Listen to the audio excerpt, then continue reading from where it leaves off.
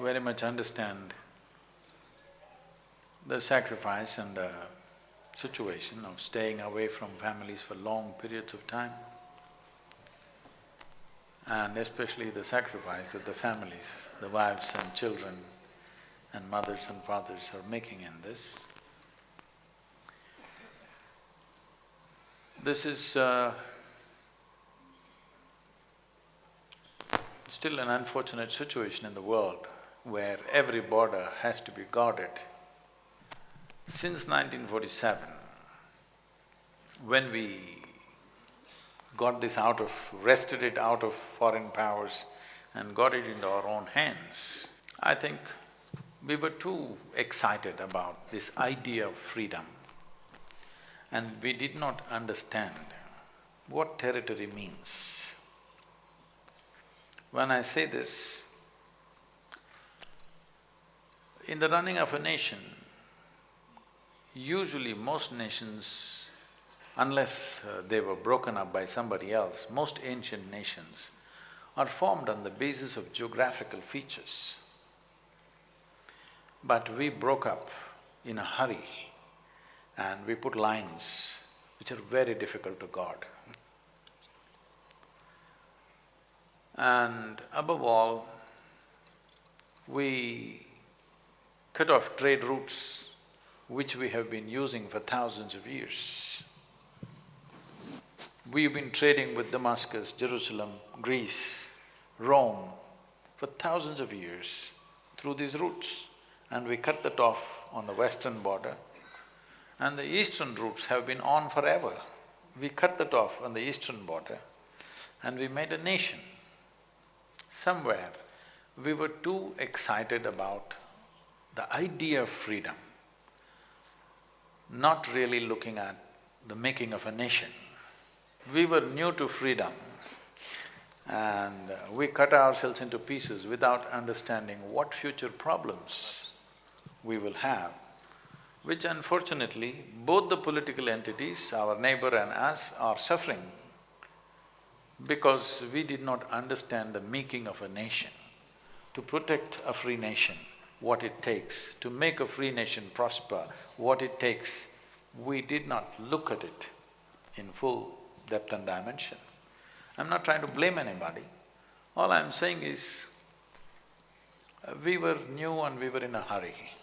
In many ways, the troubles of our armed forces are related to this, the kind of terrains we have placed them in without reason, in plain open land sometimes.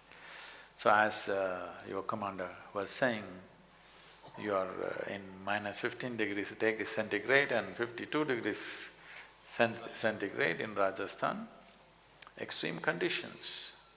Apart from that, staying away from families. This staying away from families, in the past, it was not so much of a problem because almost any man who was active either in business or in anything stayed away from families for long periods of time. But today, because of cell phone and Facebook and Twitter,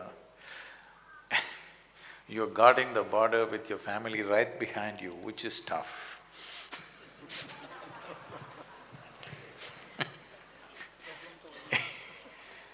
They've come very close to the border, your family, which is tough.